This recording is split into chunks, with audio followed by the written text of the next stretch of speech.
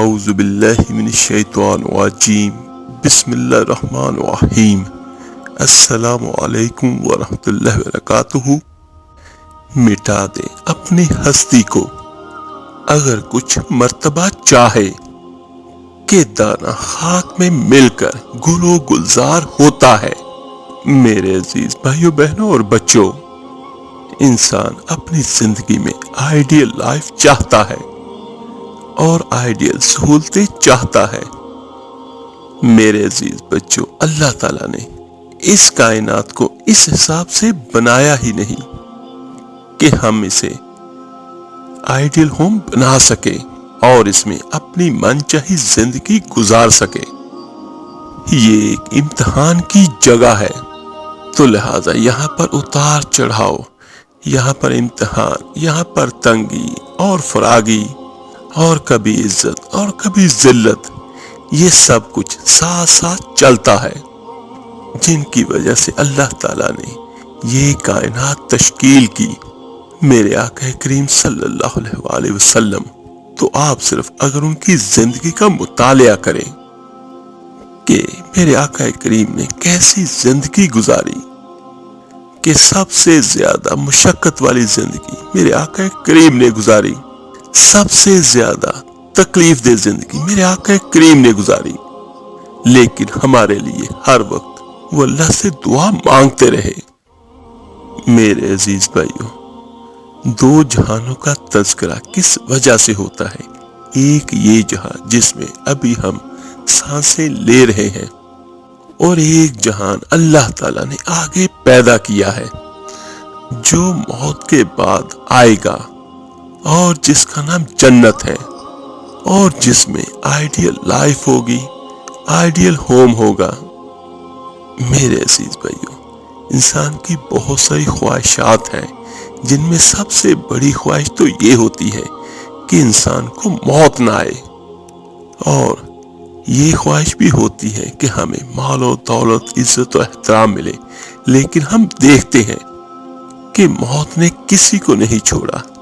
جگہ جی لگانے کی یہ دنیا نہیں ہے، یہ عبرت کی جا ہے، یہ تماشا نہیں ہے۔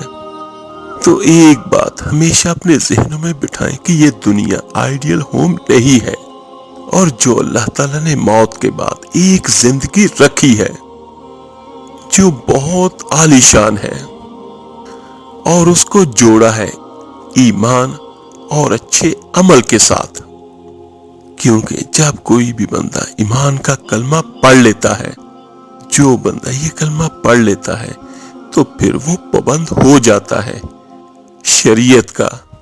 میرے عزیز بھائیوں، ایک بات ہر وقت یاد رکھیے گا کہ اس دنیا میں کوئی بھی بندہ اپنی مرضی پر نہیں چل سکتا، لیکن جو اللہ کے ولی ہوتے ہیں، اللہ کے دوست ہوتے ہیں، ان کی اور ہماری زندگیوں میں بھی زمین و آسمان کا فرق ہوتا ہے، اور جو اللہ کو نہیں مانتے یا اللہ کی نہیں مانتے تو ان کی دنیا بھی تباہ ہوتی ہے اور آخرت بھی تباہ ہو جاتی ہے۔ بنو امیہ میں ایک بادشاہ گزرا ہے، یزید بن عبد الملک۔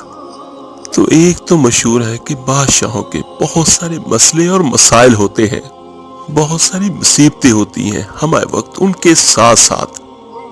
تو ایک دن وہ کہنے لگا کہ کون کہتا ہے کہ بادشاہ خوشی کا دن نہیں گزار سکتا، میں آج کا دن بھرپور خوشی کے ساتھ گزاروں گا۔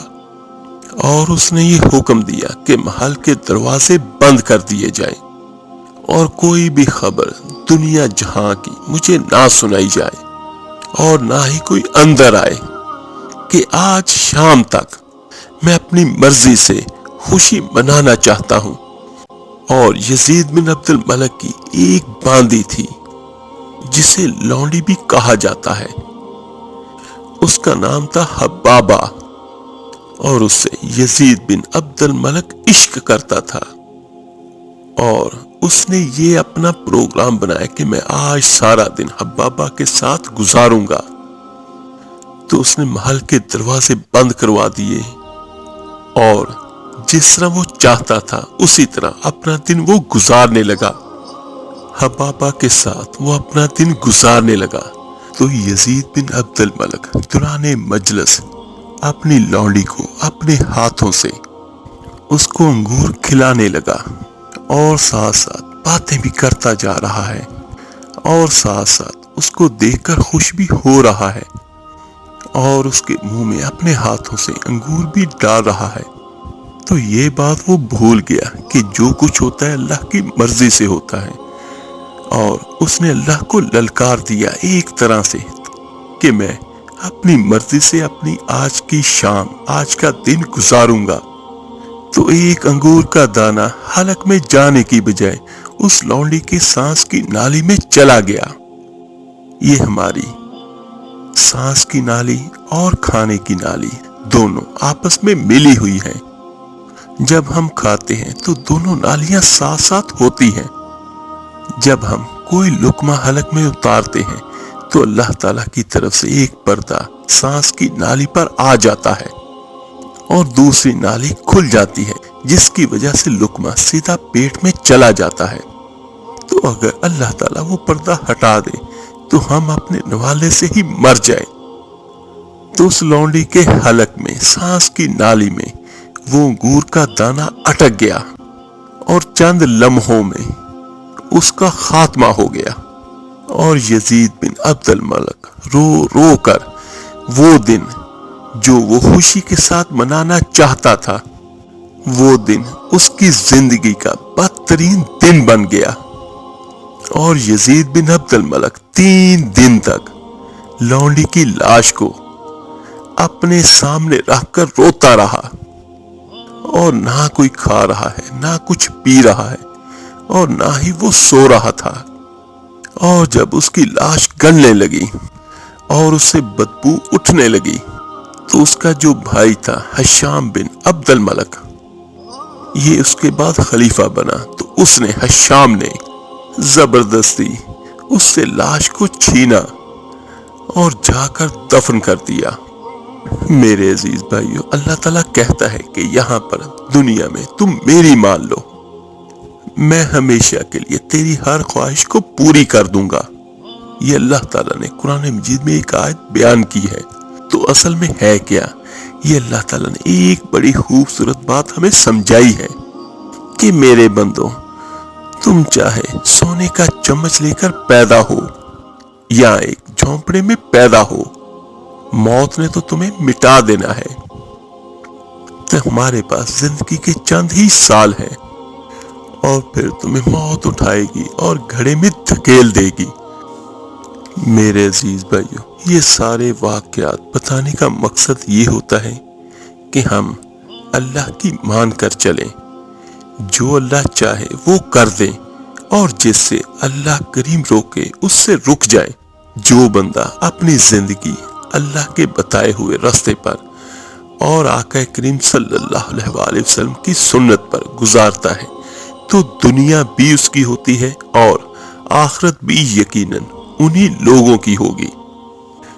اور اللہ تعالیٰ قرآن پاک میں فرماتا ہے، جس کا مفہوم کچھ یوں ہے کہ اللہ کے ولیوں کو کوئی خوف نہیں ہوگا۔ ولی کا لفظی معنی ہوتا ہے دوست۔ تو میرے عزیزو، جو اللہ کا دوست بن جاتا ہے تو پھر اس کو کسی قسم کا کوئی خوف، کوئی مشکل، کوئی پریشانی نہیں ہوتی۔ اس کے ساتھ ہمارے وقت اللہ تعالیٰ کی رحمتیں ہوتی ہیں۔ تو آج کا جو ہمارا موضوع ہے اور عمل ہے، یہ بہت خوبصورت اور بہت پیاری سورت کا ہے۔ سورہ یاسین ترتیب کے لحاظ سے 36 نمبر سورت ہے قرآن مجید کی، اور اس کی آیت نمبر 58۔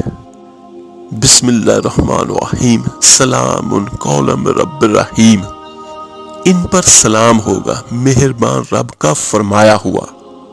تو سورہ یاسین کی اتنی زیادہ فضیلت ہے جس کے بارے میں متعدد آقا کریم صلی اللہ علیہ وآلہ وسلم کی حدیث مبارکہ ہے۔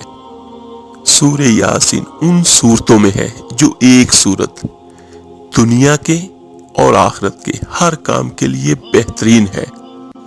اور سورہ یاسین کو قرآن مجید کا دل بھی کہا گیا ہے، اور علماء اکرام فرماتے ہیں کہ سورہ یاسین کا دل یہ آیت ہے سلام قولا رب رحیم۔